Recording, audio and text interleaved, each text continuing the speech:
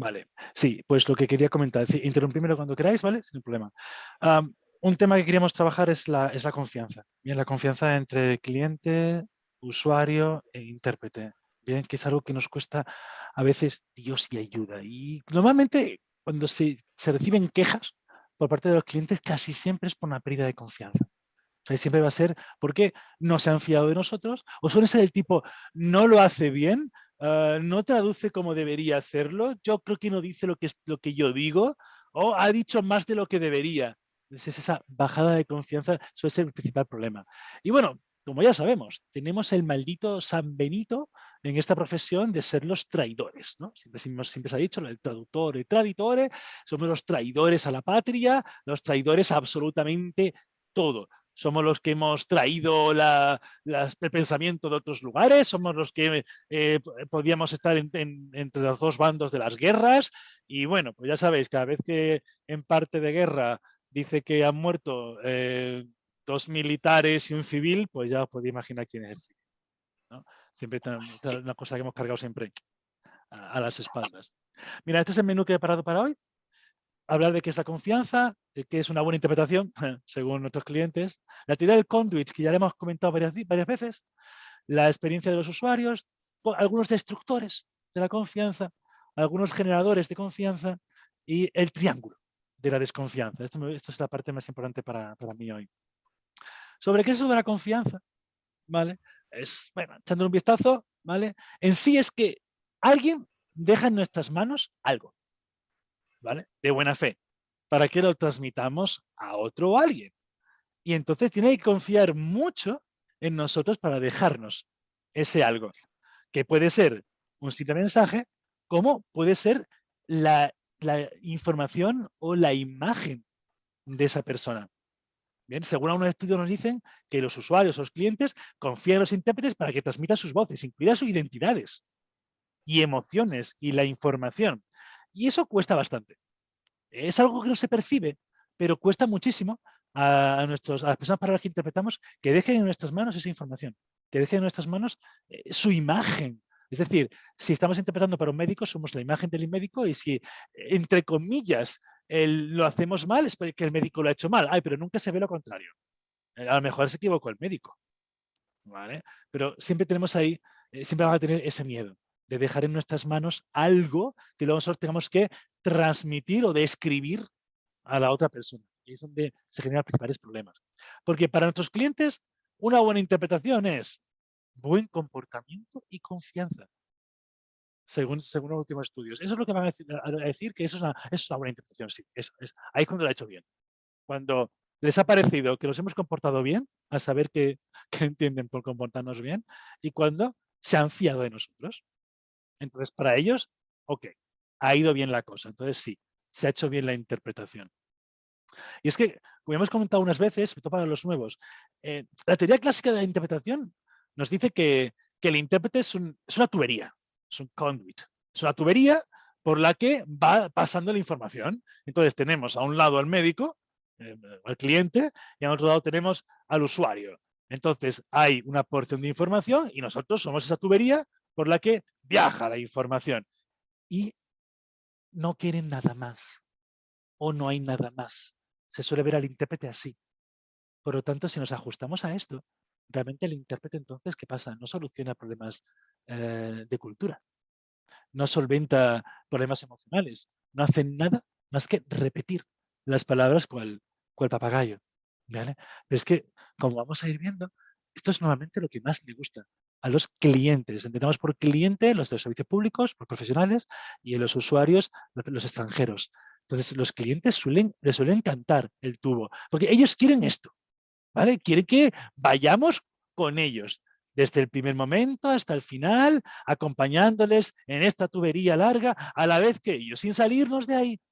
Nada más cada vez que nos salimos de ahí porque hemos tenido que repreguntar o porque sencillamente, joder, están llamando desde la autovía y no entendemos lo que dice porque pasan coches y hay que preguntar qué es lo que ha dicho, para ellos eso es una perturbación en la fuerza. ¿Ven? Y no acaban de entender que las tuberías a veces pueden ser muy complejas y que puede ocurrir de todo y se puede retorcer 1000 veces. Cuesta mucho que eso lo entiendan. Para ellos, cada vez que se retuerce la tubería, cada vez que nos salimos de lo que están haciendo, lo van a tomar como una brecha en la comunicación y, por lo tanto, una caída de la confianza. Y si pensamos en esta imagen y además consideramos que nosotros como intérpretes nos vamos a tener que salir de cuando en cuando de la tubería, ¿vale? La forma que podemos tener de rebajar el estrés en nuestros clientes y aumentar la confianza es que cuando se retuerce la tubería, ¿vale? Porque hemos tenido que hacer algo fuera, volvamos a reconducirla. Y a lo mejor, puede entrar luego para el debate, asumir que ese es nuestro papel. Asumir que nuestro cliente quiere que trabajemos así. Tenemos conseguir que el cliente se crea que somos una tubería. Por lo tanto, cada vez que ha habido que reconducir algo, volvamos a ello. Y que estén viendo que estamos haciendo su sombra lingüística, su papagayo. ¿Vale? Entonces, a lo mejor hay que pensar la forma de hacer esto para ganar esa confianza. Porque por un lado tenemos a los usuarios, ¿no? La experiencia de ellos la desconocemos, la verdad, porque no son los que se quejan normalmente. Y no dejan constancia por escrito. A veces quejan, pero en la llamada, pero no hay luego una apertura de una queja. Y además es que sabemos que a veces se explica que es un intérprete. El intérprete aparece en la comunicación y ya está. Cuantísimas veces sencillamente dicen, te paso. Y está la persona ahí hablando todavía quejándose de que no le están atendiendo. Y lo que me hace a mí pensar que nadie le dijo, oye, te voy a poner como un intérprete. También es verdad que no hay una forma de que se puedan expresar con ellos, que le puedan decírselo en su lengua. ¿Vale? Entonces, esa parte de desconfianza es muy grande por parte de los usuarios. No saben que va a aparecer un intérprete. No saben cómo se llama el intérprete. No saben nada de él. Cuando digo cómo se llama, me refiero a todo. Es decir, si va a estar de su lado, si no va a estar de su lado, si puede ser contrario a su ideología política, racial, género, sexo, lo que sea, o no. Bien, hay una cosa rara ahí que está repitiendo lo que dicen otros, pero ya está. Entonces, para el usuario, el intérprete tiene una consideración muy rara, ¿vale? De hecho, ¿le dirán acaso que vas a hablar con un intérprete? Y además ellos quieren imparcialidad. Sí, sí, sí. Los usuarios quieren imparcialidad, pero su imparcialidad. ¿Vale? Los usuarios quieren que estemos a su lado y de su lado y con ellos. Lo que pasa es que lo mismo nos pasa con los médicos y con los enfermeros y con los seguros, con cualquier otro, con cualquier profesional, con los clientes. También quieren su propia imparcialidad. Y esto de la doble imparcialidad es rara. Algo que siempre está en los códigos ontológicos de la interpretación es que el intérprete tiene que ser imparcial y también el intérprete tiene que ayudar al más desfavorecido, lo que llamamos la advocacy. A ver, o blanco o negro, no se puede soplar y sorber a la vez. ¿Bien? No me puede pedir mi propio código deontológico que sea imparcial y que ayude. Y esto es un problema ya histórico, que es algo que debería desaparecer. Ya hay que quitárnoslo, porque no, o somos imparciales o ayudamos. En cuanto a elementos que destruyen la confianza, ¿vale? Tenemos lo de la proactividad, sí o no, es decir, lo de la advocacy. Esto es lo de ayudar al más desfavorecido. Que los usuarios, lo de ayudar, lo ven muy bien, lo ven como algo positivo. ¿Okay? Pero nuestros clientes sienten que pierden el control cuando hablamos más de lo debido.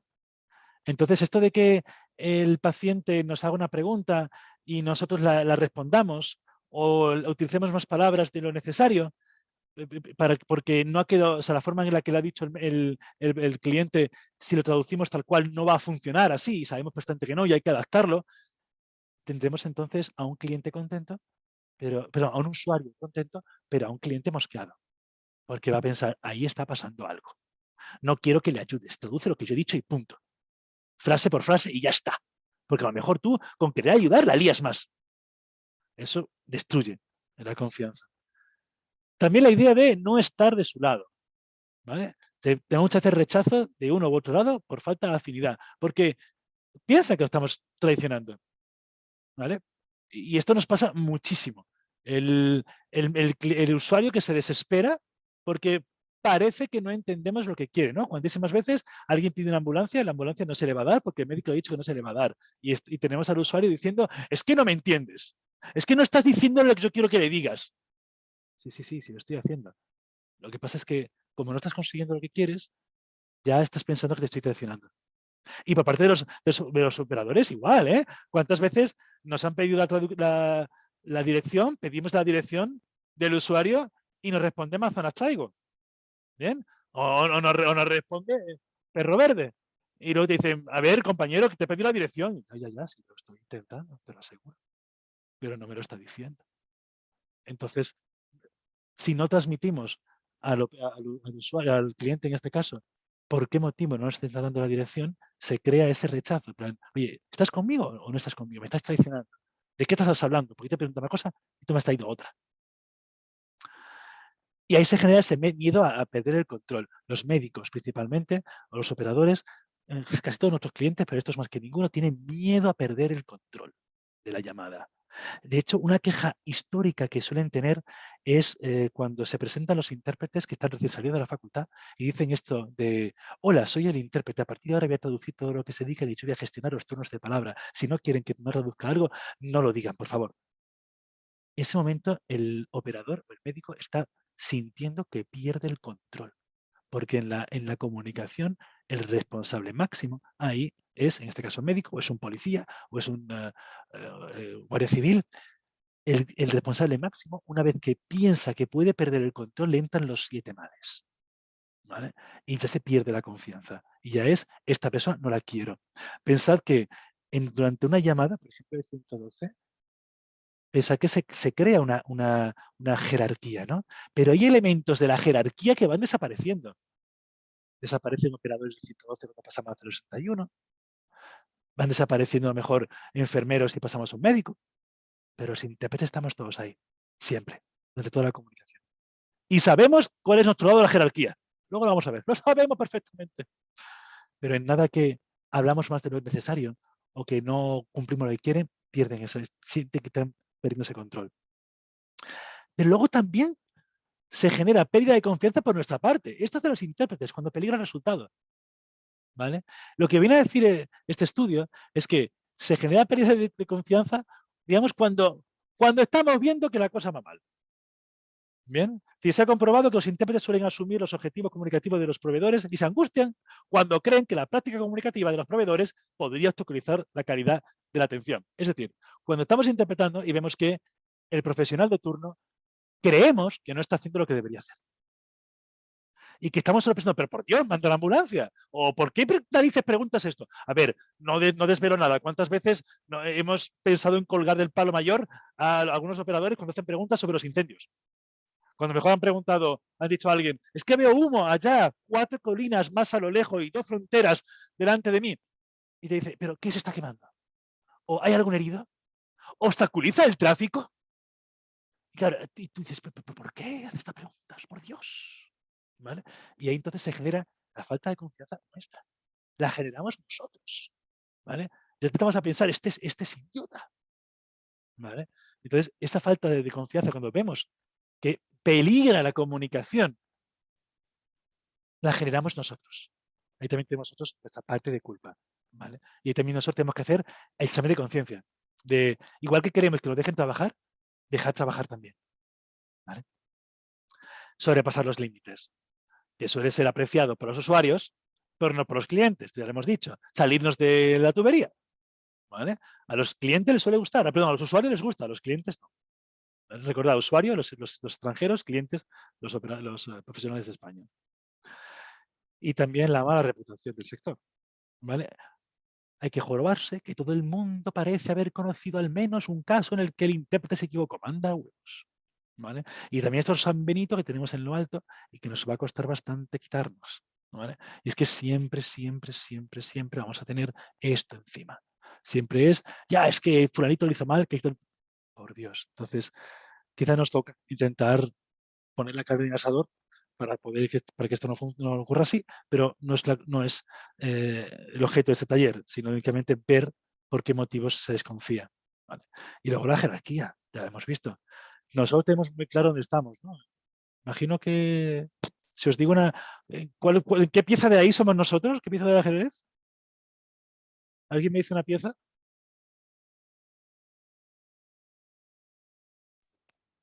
La del medio. La del medio más o menos. Bueno, mira, no está mal, ¿eh? Yo esperaba Sí. que alguien saltase el peón, ¿vale? No.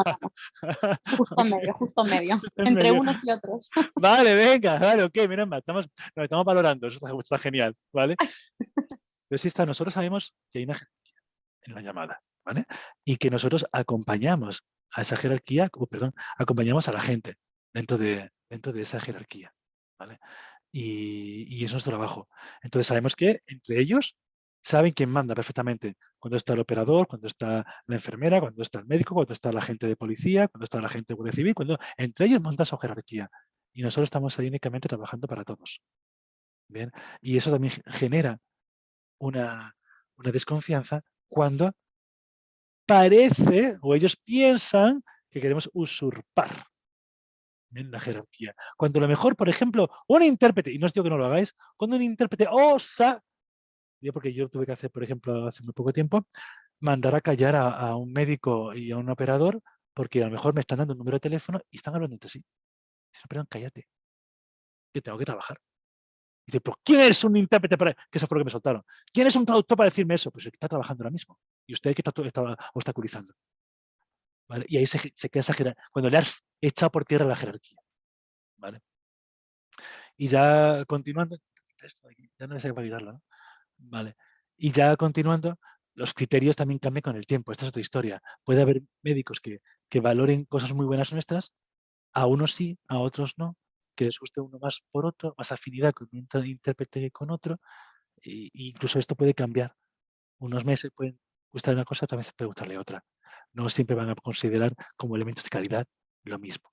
¿Vale?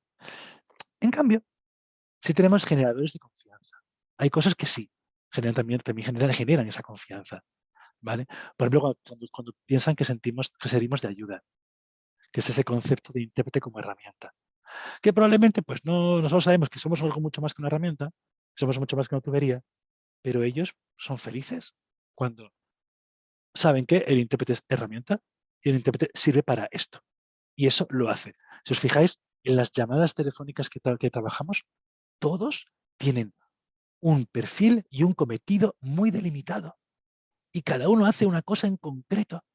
Y ninguno intenta meterse en el camino del otro. En cambio, los intérpretes, como estamos acompañando toda la llamada, a veces sentimos que podemos aportar muchas cosas, pero que por desgracia no son para nada valoradas. Ellos quieren que nos limitemos a verter palabras, únicamente. Luego también la idea de sentirnos miembros del sistema, ¿vale? Que los profesionales nos vean como compañeros, ¿vale? Y un usuario que nos vea como profesionales, como el resto, ¿vale? También algunos estudios, los profesionales, los proveedores de servicio público señalan que las interacciones repetidas con un intérprete en concreto son beneficiosas. Les suele gustar estar siempre con el mismo intérprete, ¿vale? Porque se genera esa confianza. Eso de cuántas veces me ha pasado, tú eres, como decíamos antes, ¿no? Tú eres Miguel, tú eres Aliona, tú eres tal, tú eres cual. Y notamos a veces que se alegran de reconocernos.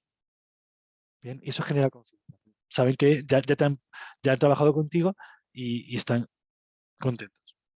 Y luego también la sensación de que muchos de nosotros, de los que estamos en la llamada, realmente estamos trabajando para una empresa que tiene una licitación pública. Que somos trabajadores y estamos aquí de prestado. Esta sensación la podemos tener con los operadores. Que estamos aquí pues porque la empresa para la que trabajamos ha ganado el concurso. Y ya está. Ese es el motivo por el que estamos aquí.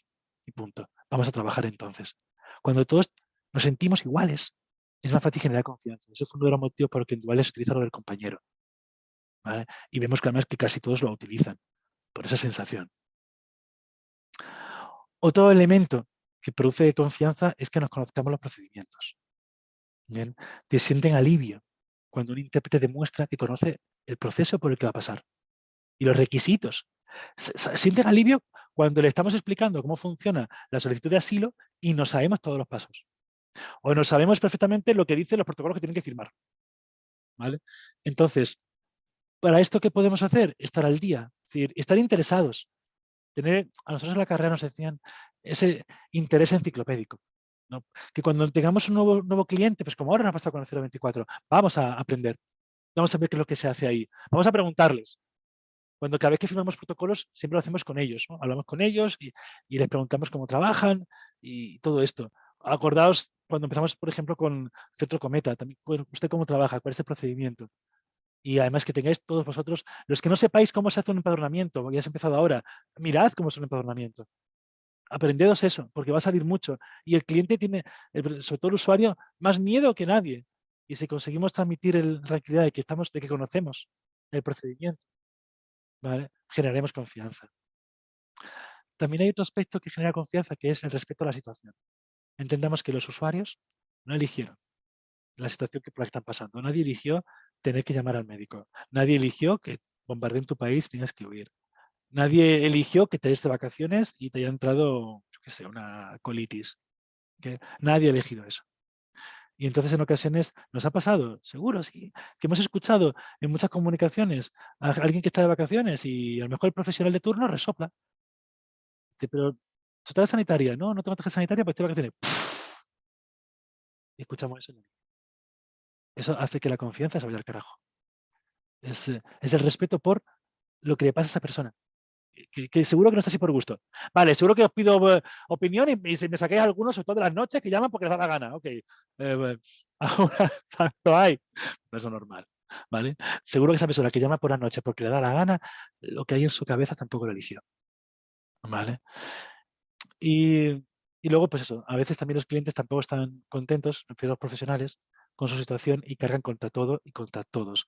Aquí hemos sufrido, por ejemplo, épocas en las que se ha despedido gente de algunos servicios o en las que a los más viejos que estéis, ahora mismo con nosotros, os acordaréis de cuando empezamos fuerte en Dualia, que cargaban contra nosotros porque pensaban que les quitábamos el trabajo a aquellos operadores que tienen idiomas, porque se echaron a varios que tienen idiomas, porque ya no hacían falta. Se quedaban, ya no era un plus. No, la cosa era que ya no se le pagaba el plus de idioma porque no hacía falta. También en verano, que hay muchos becarios, o que están hasta arriba de trabajo, acordados hasta el día 900, y que ya no coordinan lo que están haciendo. ¿Vale? Es decir, también cuando nosotros nos fastidiamos y pensamos, pobre de mí, ¿vale? Que no estoy siendo valorado, a veces le damos la vuelta y somos iguales.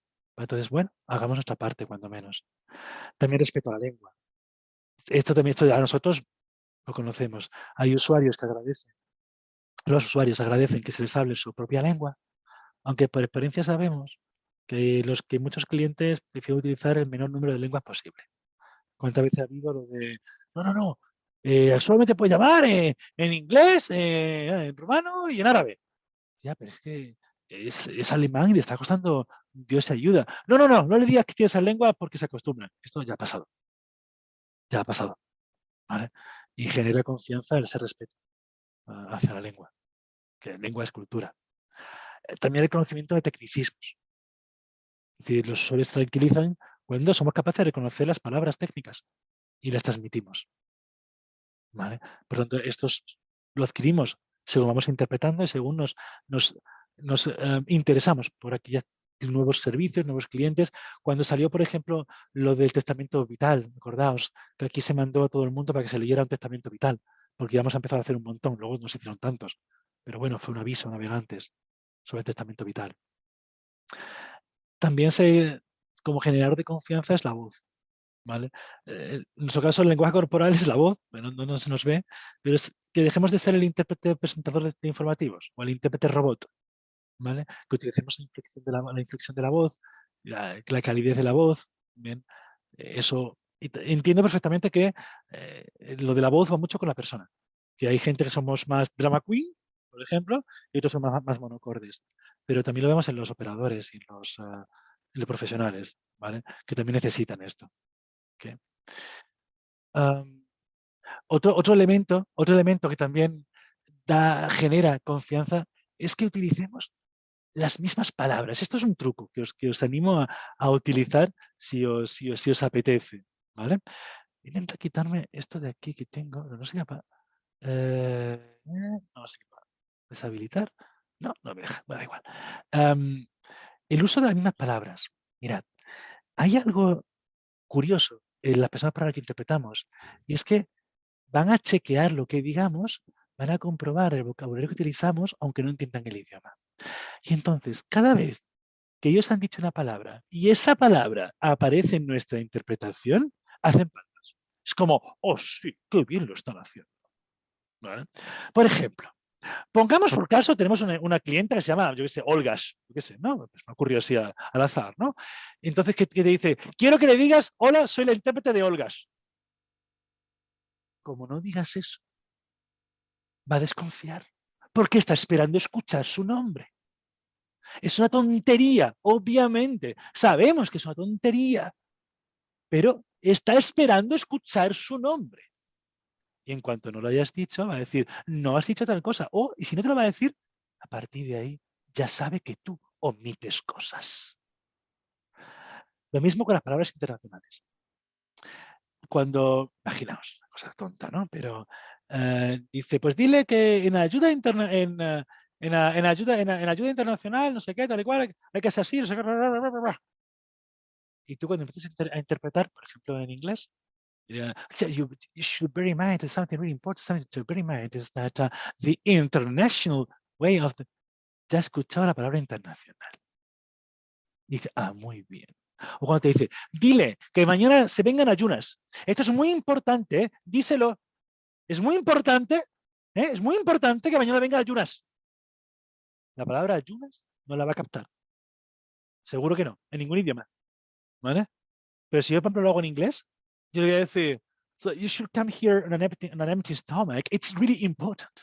It's really, really important. So please, do not forget, it is important that you come on an empty stomach. Y cuando la operadora escuche 3 veces important, ¿vale? Genera confianza. ¡Ay, qué bien lo está haciendo! Está haciendo justo lo que yo le he dicho. Y lo mismo también, el mismo truco es el de las palabras retraducidas. Es cuando a veces no tenemos que utilizar una palabra que se parezca tanto, ¿vale? Pero la utilizamos a propósito, para que la otra persona lo escuche, ¿vale? Cuando digo a lo mejor, imagínate que no digo important, digo es vital. It is important. Y a lo mejor vuelvo y le digo a ella, a la operadora, ya le he dicho que es importante, es vital. Estoy buscando la forma de que lo entiende, de que se dé cuenta de que he hecho justo lo que me ha pedido. De si tengo una forma de utilizar varias veces, por ejemplo, el empadronamiento. El empadronamiento, casi no traducción, decimos empadronamiento. ¿Vale? Al menos en inglés. Pero si yo le digo, yeah, so you will be registered, okay, within the city council, so you will become a citizen of this city. So it is empadronamiento. ¿Vale? Ya tiene la palabra ahí. O con las multas. A veces cuando tienes que gestionar multas, ¿no? So you will be fined. What in Spanish we say multa. Y dice, vale, eso es multa. Esto, por ejemplo, está para generar confianza en los usuarios, ¿vale? Porque escucha la misma palabra. No pasa nada si tú le explicas en su idioma y luego dice, esto que es español es tal cosa. Este es el concepto que está utilizando el, perdón, el profesional. Y ¿cómo no va a generar confianza cuando todo sale bien? Cuando sale bien, todo genera confianza, ¿vale? Cuando todo sale bien o no, mejor no sale tan bien, pero esa percepción de todo ha ido bien, ¿vale? Genera esa confianza. Resumiendo mucho, y yendo ya a la parte final, va a generar confianza que vean que salimos de ayuda, que somos parte del sistema, que conocemos procedimientos, respeto a la situación, respeto a la lengua, conocimiento de los tecnicismos, la voz, el uso de esas mismas palabras y el resultado. Y ahora, antes de irme, os quiero enseñar una cosita que me mostraron una vez y me pareció una pasada, una auténtica pasada. No sé si vosotros veis el triángulo y debajo de las palabras que yo tengo cortado por una cosa que sale aquí. Sí, se ve perfectamente. Vale, lo voy a poner aquí arriba. Ya está. Imagino que la grabación va a ser también, pero bueno. Mirad, este es el triángulo de la desconfianza. Esto es una cosita que nos explicó una psicóloga que tiene un gabinete de psicología que trabaja con extranjeros en el Reino Unido. Se llama Beverly Constant. Ella decía lo siguiente. En este triángulo tenemos, en un punto, ella eligió un profesional, eligió un médico. En otro vértice tenemos al paciente y en el otro estamos los intérpretes. Ok. Estamos, digamos, como sentados juntitos, no pasa nada, aquí estamos todos a la vez. No es una pirámide, ¿bien? No es que el médico sea más importante, no. Esto imaginaos que es plano. Estamos todos a la misma altura. Bien. Este triángulo se va a poner en marcha. Y conforme se vaya poniendo en marcha, ¿vale? Va a generar desconfianza. Porque va a demostrar o va a hacer pensar a uno y a otro que uno es el salvador y otro es el traidor. Os lo voy a intentar explicar, a ver si lo consigo. Pensemos que tenemos al paciente, ¿vale? Vamos aquí al paciente y el paciente tiene aquí a su intérprete y al médico, ¿ok? Imaginaos la situación. El paciente le dice algo al médico, ¿vale? Y el intérprete interpreta al médico. Y ahora el médico responde. Y ahora el intérprete responde. Y ahora el médico responde. Y ahora el intérprete responde. Y ahora el médico responde. Y ahora el intérprete responde. Y el paciente se queda mirando. El paciente de repente a uno de los dos los va a considerar su mayor enemigo y a otro su salvador. Y él la víctima. ¿Quién creéis que va a ser aquí el enemigo y quién va a ser el salvador del paciente? Cuando estos dos estén hablando entre sí mucho tiempo, ¿a quién va a ver el paciente como un enemigo? ¿Y a quién va a ver como su salvador? Que transmite el mensaje, que sería el intérprete, ¿no? ¿Ese quién va a ser? El intérprete va a ser el enemigo, porque El enemigo. es a quien se ha dirigido y... Pero el salvador no puede salvarle. Tu salvador, quiero decir, no puede salvarle. No se comunica con él. Esta teoría te dice que el paciente verá como el enemigo al médico, porque algo le está diciendo. Y yo con él no puedo comunicarme. Y si tiene que ver a alguien como salvador, ve al intérprete. Es el que me tendría que estar contando algo o me lo podrá contar en algún momento. O a lo mejor los dos como enemigos. Vamos a cambiar el punto de vista. Tenemos al médico. Vamos al médico. ¿Vale? El médico dice algo al paciente. Le hace una pregunta. Paciente responde. Intérprete responde. Paciente responde. Intérprete responde. Paciente responde. Intérprete responde. Se ponen a hablar entre sí y dejamos al médico aquí, solo. ¿Vale? ¿Quién es el enemigo? Al paciente. ¿El paciente es el enemigo? No. O el intérprete, o ambos los dos. Lo que está viendo es que hay dos personas hablando y de qué. ¿Vale? ¿De qué? Y sí, el intérprete es muy enemigo. ¿Por qué está hablando con el paciente? ¿Por qué no me dice lo que ha dicho el paciente? E incluso el paciente, ¿qué trama el paciente? ¿Eh? ¿Qué está pidiendo al otro en vez de pedírmelo a mí? Mirad ahí, perder el control. ¿Creéis que el intérprete podrá ver al médico y al paciente como enemigos? Oh, claro que sí. Imaginaos que el paciente ha respondido a la pregunta, el paciente ha respondido a la pregunta del médico, intérprete interpreta al médico y el médico se pone a hablar en el mismo idioma del paciente. Y el paciente le responde en su idioma. Y el médico responde en su idioma. Y el paciente responde en su idioma. Y el médico responde en su idioma. Y el intérprete mira cómo el médico hablaba el idioma. El intérprete ve al médico como un enemigo. Es un cabrón que desde el primer momento sabía el idioma. Y probablemente también al paciente. Porque ahora mismo ya no lo necesita. Entonces, este triángulo se repite constantemente en toda situación mediada por intérprete. En todas. Entonces, ¿cuál es la forma de reducir la desconfianza, de ganar la confianza y de reducir el estrés en esta comunicación? Pues que si el médico hace una pregunta al paciente responde, intérprete responde, paciente responde, intérprete responde. Si esto se ha dado y no hemos podido parar, cuando el intérprete vaya a hablar con el médico, debe advertirle de por qué se ha establecido un diálogo. Debería indicarle, disculpe el diálogo, pero es que me ha preguntado tal cosa, es que he tenido que responder esto, es que ha habido un término, es que lo que sea, para que el nivel de desconfianza del médico se reduzca. No, mira, la principal queja que recibimos es la de que el usuario y el paciente hablan mucho y el intérprete me responde con una frase. y a veces, por más que le intentas explicar, es que a lo mejor solamente había una frase, es que a lo mejor no había más. Pues hay que explicarlo. Si a lo mejor nos han contado varias veces la misma cosa, igual es bueno decir al cliente, mire, es que me ha dicho 3 veces tal, o está repitiendo lo mismo y lo que dice es esto. ¿Vale? Y lo mismo para el paciente.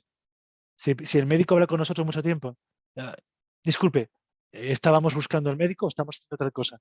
La pregunta es tal. Eso sí no hemos podido pararlo. Normalmente debemos intentar parar el diálogo. ¿Vale? Pero si no hemos conseguido pararlo, expliquemos al otro.